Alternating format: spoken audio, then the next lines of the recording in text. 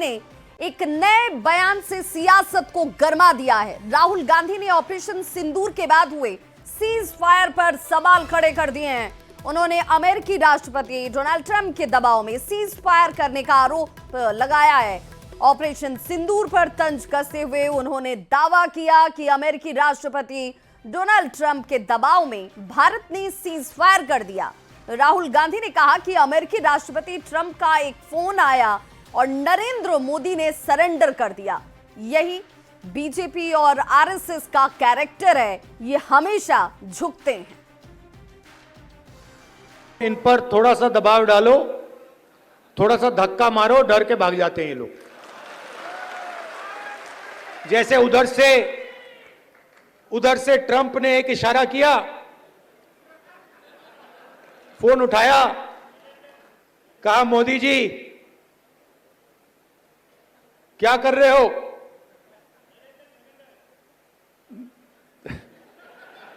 Narendra surrender, और जी हजूर करके नरेंद्र मोदी जी ने ट्रंप के इशारे का पालन किया। तो इधर राहुल गांधी के विवादित बयान पर बीजेपी ने पलटवार किया है। बीजेपी ने राहुल गांधी को लीडर ऑफ पाकिस्तान प्रोपेगेंडा बता दिया। देखिए, दरअसल सरेंडर नहीं, राहुल गांधी देश और दुनिया के सबसे बड़े ब्लंडर है। और जब से भारत ने पाकिस्तान में किया थंडर है, तब से राहुल गांधी बवंडर में है। क्योंकि राहुल गांधी के लिए एलओपी का मतलब लीडर ऑफ पाकिस्तानी प्रोपेगेंडा है। सोचिए कि किस प्रकार से भारत की सैन्य शक्ति का फिर से अपमान कर रही है कांग्रेस। तो मैं बताना चाहता हूं कि अम्मा मियां, अच्छी तरीके से याद कर लीजिए, हिंदुस्तान की आज़ादी का हर कैलेंडर आपकी पार्टी, आपकी सरकार और आपके खानदान के सरेंडर के शर्मनाक कारनामों से भरा हुआ है। जहां तक प्रधानमंत्री श्री नरेंद्र मोदी जी ने जिस प्रकार की कूटनीतिक दक्षता, सेना को नैतिक समर्थन और उनके दिशा निर्देश में सेना ने जो अप्रतिम शौर्य दिखाया है, उसके हिसाब से वो मां भारती के वो शेर हैं। शेर का एक पर्यायवाची मृगेंद्र भी होता है। तो हमारे प्रधानमंत्री नरेंद्र मोदी जी भारत मां के मृगेंद्र हैं। तो नरेंद्र तो मृगेंद्र हैं और राहुल जी आपके कारनामों का कैलेंडर हिंदुस्तान की आज़ादी के इतिहास में सरेंडर से भरा हुआ है। तो वहीं राहुल गांधी के बयान को लेकर आचार्य प्रमोद कृष्णम की बात करें तो उन्होंने भी इसे लेकर जमकर निशाना साधा। उन्होंने सोशल प्लेटफॉर्म एक्स पर एक पोस्ट लिखा, बिगड़े हुए बालक बुजुर्गों की इज्जत नहीं करते लेकिन नाम के आगे जी तो लगा देते। तो आचार्य प्रमोद कृष्णम की तरफ से पोस्ट करते हुए निशाना साधा गया राहुल गांधी के ऊपर। उन्होंने कहा कि बिगड़े हुए बालक बुजुर्गों की इज्जत नहीं करते लेकिन नाम के आगे जी तो लगा देते।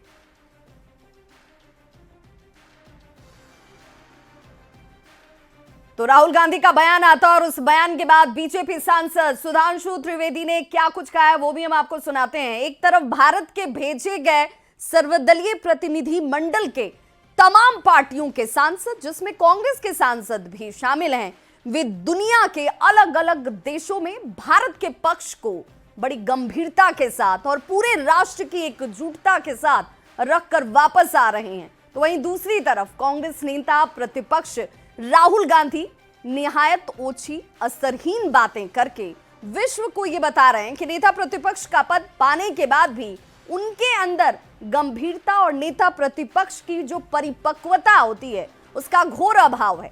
ये विषय सिर्फ उनकी अपरिपक्वता का नहीं है, बल्कि विषय उससे कहीं ज्यादा गंभीर है।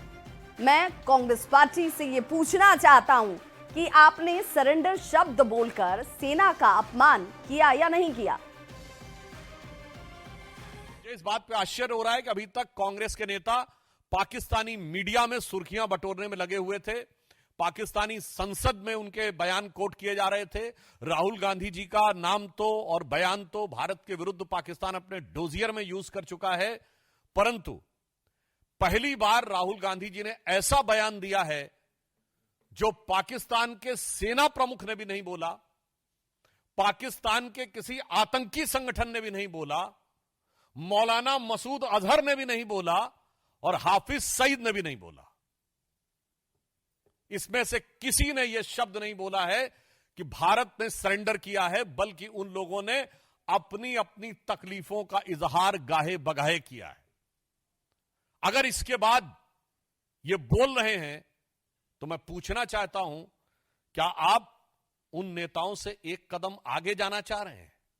यानी अभी तक तो आप पाकिस्तान के लोगों को, पाकिस्तानी सेना और पाकिस्तान के आतंकी संगठनों को कवर फायर देते थे, अब उनके सिरमौर भरने की कोशिश कर रहे हैं।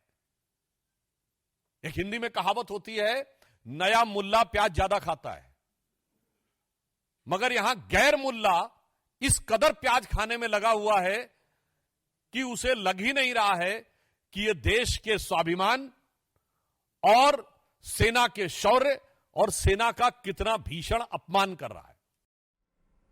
तो राहुल गांधी के बयान पर बीजेपी के सांसद संजय जायसवाल ने कहा कि राहुल जी देश विरोधी बातें कहकर एंजॉय करते हैं। राहुल गांधी को पहले अपने सांसद से बात करना चाहिए जो डेलीगेशन में बाहर गए हुए हैं। राहुल गांधी सही बातें जानना भी नहीं चाहते हैं। राहुल जी बहुत एंजॉय करते हैं देश विरोधी बातें करने में। भारतीय जनता पार्टी और माननीय प्रधानमंत्री जी को पाकिस्तान ने फ़ोन किया था और पाकिस्तान सुबह से फ़ोन करा था, हम लोग नहीं उठाए। जब हमने सभी एयरबेस उड़ा दिए उसके बाद ही कोई उनसे बात हुई। राहुल जी का आदत है देश विरोधी हरकतें करने का। उनको अपने कांग्रेस के सांसद जो विदेश गए हैं उनसे पहले ओपिनियन लेना चाहिए, इसके बारे में तब बोलना चाहिए। नहीं जानना अलग बात होता है। राहुल गांधी के साथ दिक्कत क्या है कि जानना भी नहीं चाहते हैं। तो वहीं आरजेडी सांसद मनोज झा ने कांग्रेस के राहुल गांधी के बयान पर कहा है कि इंडिया गठबंधन बीजेपी से कई लड़ाई लड़ रहा है। बीजेपी के विरोध के लिए हमें अपने बयान को अलग दिखाना होगा और शालीनता से इसका जवाब भी देना होगा। इंडिया गठबंधन के प्रमुख चेहरा हम लोग बीजेपी से कई स्तरों पर लड़ रहे हैं। वैचारिकी में लड़ रहे हैं, राजनीतिक लड़ाई लड़ रहे हैं, सैद्धांतिक लड़ाई लड़ रहे हैं और भाषा और भाव की भी लड़ाई लड़ रहे हैं। तो हमें अपनी भाषा और भाव को बीजेपी से बिल्कुल अलग दिखाना होगा, नहीं तो फिर भैंस मंगलसूत्र मुजरा उसी तरह की चीजें हो जाती है। ये मेरा व्यक्तिगत ओपिनियन है कि राजनीतिक का केंद्रीय विमर्श, आलोचना सबसे पुख्ता वो होती है ना जो शालीन हो। खबर मुजफ्फरपुर से, जहां की नाबालिग के साथ रेप कांड और उसके बाद इलाज के दौरान हुई मौत के बाद बिहार की सियासत इस पर बेहद गर्म हो चुकी है। सरकार जहां कड़ी कार्रवाई की बात कह रही है, वहीं विपक्ष के नेता पीड़िता के घर पहुंच रहे हैं। आरजेडी ने इस मामले में अपने कार्यालय के बाहर देखिए एक पोस्टर लगा दिया और इस पोस्टर पर सरकार से सवाल पूछते हुए स्लोगन्स लिखे गए हैं। पोस्टर लगाकर सरकार से दोषियों पर कार्रवाई की मांग की गई है। तो मुजफ्फरपुर की नाबालिग के साथ रेप कांड को लेकर आरजेडी के इस पोस्टर पर बीजेपी और जेडीयू दोनों ने ही पलटवार किया। क्या कुछ कहा, जरा सुनिए। मुजफ्फरपुर का जो रेप कांड हुआ जिसमें बालिका की मौत हुई, यह बहुत दुखद है। सरकार ने इस पर तुरंत संज्ञान लेते हुए हाई लेवल कमेटी बनाई और कमेटी की रिपोर्ट आते ही दोषियों पर कार्रवाई की गई, उन पर गाज गिराया गया। ये लोग क्या बात करते हैं, खाली ट्वीट करने वाले नेता तेजस्वी यादव जी आप रह गए हैं। आप अपने शासनकाल के, अपने माता पिता के शासनकाल की बात करिए कि आपके सांसद और विधायकों पर नाबालिगों के साथ बलात्कार का आरोप लगा था और बलात्कार के वो आरोपी रहे। आपको इस पर बात करने का कोई नैतिक अधिकार नहीं। अपराध शून्य का तो कोई भी दावा नहीं कर सकता है, लेकिन इतना जरूर विपक्ष को सवाल उठाने में इतना कम से कम निष्पक्ष होना चाहिए और निरपेक्ष होना चाहिए कि मुजफ्फरपुर की दुखद घटना हुई, दर्दनाक घटना हुई और उस दरिंदे को, रंजीत सहनी को 3 घंटे के अंदर गिरफ्तार कर लिया गया, लेकिन विपक्ष का कोई नेता उसका नाम नहीं लेता है। अगर नाम लीजिएगा तो सामाजिक रूप से अलग थलग पड़ेगा वो। ऐसे महापापी को समाज में दंड भी मिलना चाहिए, कानूनी दंड के साथ साथ, लेकिन न जाने कौन अज्ञात कारण है जिसके चलते वो नाम नहीं लेते हैं। खबर बेगूसराय से, जहां मनी लॉन्ड्रिंग के मामले की जांच करने के लिए ईडी की टीम मंसूर चक थाना क्षेत्र स्थित समसा गांव में छापेमारी करने के लिए पहुंची। वार्ड संख्या 13 में अविनाश ठाकुर और रजनीश कुमार राजा के घर पर यह टीम पहुंची और छापेमारी में जुटी हुई है। दोनों युवकों और उसके परिजनों से पूछताछ करने के बाद टीम अविनाश और रजनीश का मोबाइल, अविनाश की मां का पासबुक और आधार कार्ड अपने साथ लेकर निकली है। दोनों युवक पहले बेगूसराय में फ्लिपकार्ट कंपनी में काम कर रहे थे। पिछले साल अविनाश और रजनीश ने फ्लिपकार्ट में नौकरी छोड़ दी और हवाला के कारोबार में जुट गए। इसी को लेकर ईडी की टीम दस्तावेजों की जांच में जुटी है। इस कार्रवाई से इलाके में हड़कंप मचा हुआ है।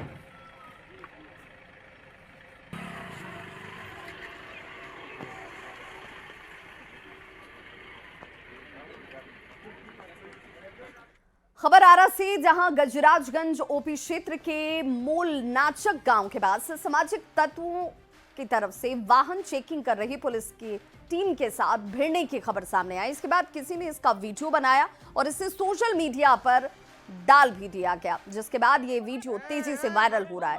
ये वीडियो इस वक्त आपके टीवी स्क्रीन पर भी, जहां पर पुलिस के साथ मारपीट की गई और बिना कागजात के जब्त बाइक भी ये जबरन लेकर यहां से भाग खड़े हुए। इधर मारपीट और रोड़ेबाजी में दारोगा रुपेश कुमार की एक अंगुली फट गई। इस मामले में दारोगा रुपेश कुमार के बयान के बाद 7 लोगों के खिलाफ नामजद प्राथमिकी दर्ज करवाई गई है। घटना के बाद से सभी आरोपी घर से फरार हैं। पुलिस इनकी गिरफ्तारी के लिए लगातार छापेमारी में जुटी है।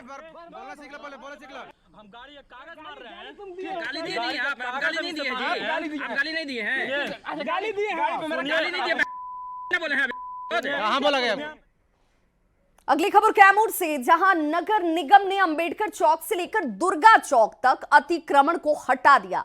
नगर पंचायत कार्यालय की बात करें तो वहां तक सड़क के किनारे लगे हुए अवैध ठेले, खोमचे, सब्जी की दुकानों को हटाते हुए यहां पर फाइन तक लगाया गया। इस दौरान रामगढ़ प्रखंड की अंचलाधिकारी रश्मि कुमारी के साथ पुलिस बल मौजूद रही।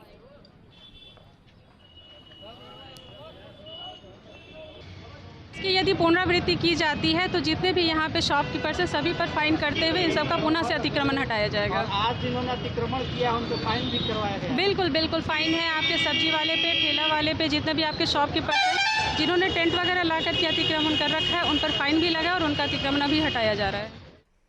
तेजस्वी यादव के बेटे होने की खुशी में आज राबड़ी आवास पर सोहर गीतों से पूरा का पूरा आवास गुलजार नजर आ रहा है। बौखा बौखिन समाज की महिलाएं यहां पर इकट्ठा हुई। राबड़ी आवास पर पहुंचकर इन्होंने सोहर गाया। बेटे के दीर्घायु और सफल होने का आशीर्वाद देकर से गई। साथ ही महिलाएं बेटे के साथ तेजस्वी के मुख्यमंत्री बनने का आशीर्वाद भी तेजस्वी यादव को देती हैं और उसके गीतों के जरिए बख्शीश की मांग की गई। राबड़ी आवाज से ये तस्वीर इस वक्त आपके सामने न्यूज़ 18 संवाददाता रवि एस नारायण के जरिए।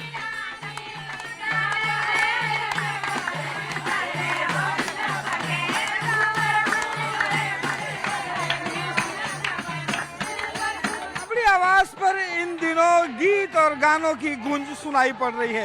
ये राबड़ी आवास में और जो खुशियां यहाँ पे तमाम कार्यकर्ताओं को मिली है और तेजस्वी यादव को पुत्र रत्न की प्राप्ति हुई है, जिसके बाद यहाँ पे बड़ी संख्या में जो महिलाएं हैं वो यहाँ पे पहुंची हैं और राबड़ी आवास के सामने यहाँ पे गीत और गानी जो है वो बजा रही हैं और ये जरिए जो है गाना बजाते हुए दुआएं जो है वो दे रही हैं और यहाँ पे तमाम लोग जो है तेजस्वी यादव के पुत्र रत्न प्राप्ति होने पर यहाँ पे उनको आशीर्वाद देने के लिए हम लोग 15 आदमी से आए हैं। उन लोग का तेजस्वी यादव का बाबू का हुआ, उन लोग का आशीर्वाद देने के लिए हम लोग आए।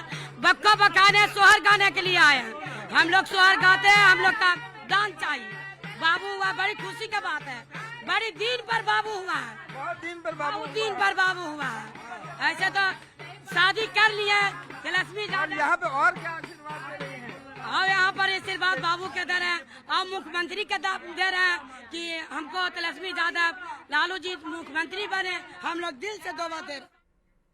और बड़ी खबर इस वक्त आ रही है, शाहाबाद की सीट से चुनाव लड़ सकते हैं चिराग पासवान। ये बड़ी खबर इस वक्त सामने आती हुई। चिराग पासवान जिनके चुनाव लड़ने की बात बार बार कही जा रही थी कि भाई वो चुनाव तो जरूर लड़ेंगे, लेकिन सीट क्या होगी उसके लिए अलग अलग लोगों की अलग अलग राय थी। लेकिन शाहाबाद की किसी सीट से चुनाव लड़ सकते हैं चिराग पासवान। जमुई सांसद अरुण भारती की तरफ से बड़ा बयान दिया गया है। शाहाबाद में चिराग पासवान की सभा भी करवाई जाएगी। 8 जून को 9 संकल्प महासभा किया जाना है। महासभा के जरिए ही शाहाबाद को साधने की कोशिश भी की जाएगी। तो अरुण भारती की तरफ से एक और बड़ा बयान चिराग पासवान को लेकर। हाल के दिनों में हर रोज एक ना एक बड़ा बयान जो है वो अरुण भारती की तरफ से सामने रखा जाता है और ये बात साफ कर दी जाती है कि भाई चुनावी मैदान में सिर्फ उतरने नहीं जा रहे, वो सीट कौन सी हो सकती है तो शाहाबाद को साधने की कोशिश के तौर पर यह बताया जा रहा है कि संभवतः शाहाबाद से ही और शाहाबाद का किसी कोई भी सीट हो सकता है विधानसभा का जहां से चुनावी मैदान में ताल ठोकते हुए चिराग पासवान आपको नजर आ सकते हैं। संवाददाता विनीता मिश्रा हमारे साथ इस वक्त ज्यादा जानकारी के साथ फोनलाइन पर जुड़ गई हैं पटना से। विनीता, शाहाबाद ही आखिर क्यों? शाहाबाद के पीछे का कैलकुलेशन क्या है? विभाजित तरीके से जो जमुई सांसद अरुण भारती हैं उनका साफ तौर पे कहना था कि उनकी कोशिश है, क्योंकि अभी जब कार्यकारिणी की बैठक भी हुई तो चिराग पासवान को एक स्वतंत्र पहचान दिलाने की कवायद पार्टी की तरफ से की जा रही है और शायद यही वजह है कि पार्टी की तरफ से शाहाबाद से चुनाव लड़ाने का फैसला चिराग पासवान के लिए किया गया है। क्योंकि चिराग पासवान किसी जाति विशेष के नेता ना रहे, वो स्वतंत्र नेता, पार्टी की स्वतंत्र पहचान हो और वो सभी के नेता के रूप में जाने जाएं। यही वजह है कि शाहाबाद एक ऐसा जगह है, एक ऐसा क्षेत्र है जहां से वो चुनाव लड़ सकते हैं। क्योंकि शाहाबाद की अगर हम बात करें तो वहां पे एनडीए बहुत कमजोर है। अगर पिछले विधानसभा चुनाव की हम बात करें तो लगभग 23 सीटें हैं वहां पे, जिसमें सिर्फ 2 सीट पर एनडीए के प्रत्याशी जीत कर आए थे। वहीं उपचुनाव में 2 और सीट जहां बीजेपी जीत कर आई, यानी एनडीए की अभी वर्तमान सीट की हम बात करें तो वहां पे 4 ऐसी सीट हैं जहां पर एनडीए के प्रत्याशी जीत चुके हैं। लेकिन विधानसभा चुनाव में सिर्फ 2 सीटों पर एनडीए के प्रत्याशी जीते थे। ऐसे में चिराग पासवान एक नई तस्वीर, एक नई लकीर खींचने की तैयारी कर रहे हैं और वहां पे उनकी एक बड़ी सभा भी 8 जून को होने वाली है। नव संकल्प महासभा इसका नाम दिया गया है, यानी एक नया संकल्प और महासभा, और वहीं से इसका ग्राफ तैयार होगा। बिल्कुल। तो विनीता, एक तीर से कई निशाने जो हैं वो एलजेपी-आरवी की तरफ से साधने की कोशिश हो रही है। एक तो चिराग पासवान जो कि सुरक्षित सीट से नहीं बल्कि सामान्य सीट से उतारने की बात कह दी गई कि भाई वो सभी के नेता हैं और इसीलिए कोई सुरक्षित सीट नहीं, सामान्य सी सीट। अब शाहाबाद जहां पर बहुत मजबूत स्थिति में एनडीए नहीं दिखता इससे पहले कि अगर हम आंकड़ों को देखें, ट्रैक रिकॉर्ड को देखें, लेकिन वहां से ही अगर उनके चुनाव लड़ने की बात सामने आ रही है तो बड़ा कैलकुलेशन और उसके पीछे एक बड़ी तैयारी भी जरूर होगी एलजेपी-आरवी की। अब बिल्कुल बिल्कुल तैयारी उसी की है और उसी को हकीकत में बदलने की जो तैयारी है वो नजर आ रही है। क्योंकि जिस तरीके से जो आंकड़े बता रहे हैं कि एनडीए बिल्कुल भी वहां मजबूत स्थिति में नहीं है। आप अंदाजा लगा सकते हैं कि लगभग 23 विधानसभा सीट सिर्फ 2 सीटों पर एनडीए जीत कर आती है और वहां से चिराग पासवान अब नया जो लकीर है वो खींचने की तैयारी कर रहे हैं। महासभा करने वाले हैं 8 जून को और पार्टी की जो तैयारी है वो यही है कि शाहाबाद से ही चिराग पासवान विधानसभा का चुनाव लड़े। और चिराग पासवान ने भी साफ तौर पे कहा था वो विधानसभा चुनाव तो लड़ेंगे, लेकिन पार्टी की जो फैसले होंगे वो उसे मानेंगे और पार्टी की तरफ से यही तैयारी की जा रही है। क्योंकि एक नई लकीर खींचनी है, बिहार को एक नए रास्ते पर ले चलना है, बिहार को विकसित बनाना है और उसकी तैयारी अभी से ही की जा रही है। यानी विधानसभा चुनाव की जो तस्वीर है अब वो साफ होने लगी है। शाहाबाद सबसे मुश्किल अगर डगर कहें हम एनडीए के लिए, वहां पर चिराग पासवान ने अब मोर्चा संभाल लिया है। केंद्रीय मंत्री के रूप में वहां पर वो 8 जून को एक महासभा करेंगे और उसके साथ ही साथ एक जो नई लकीर है उसको खींचने की तैयारी भी उनकी तरफ से की जाएगी। यानी विधानसभा का चुनाव भी जो जानकारी मिल रही है उसके मुताबिक वो शाहाबाद क्षेत्र से ही विधानसभा चुनाव भी लड़ेंगे और एक जो आप जैसा आप कह रही थी कि एक बदलाव उसकी तस्वीर भी जरूर नजर आएगी। बिल्कुल, बहुत बहुत शुक्रिया वनीता इस तमाम जानकारी के लिए। तो इस वक्त की सबसे बड़ी खबर ये कि चिराग पासवान जो कि चुनावी मैदान में तो उतरने जा ही रहे हैं, लेकिन शाहाबाद की किसी सीट से चुनाव वो लड़ सकते हैं। जो बड़ी जानकारी जमुई सांसद अरुण भारती की तरफ से बयानों के जरिए दी गई, उन्होंने कहा कि शाहाबाद में चिराग पासवान की बहुत जल्द सभा भी होगी। 8 जून की तारीख जब 9 संकल्प महासभा करते हुए चिराग पासवान नजर आएंगे।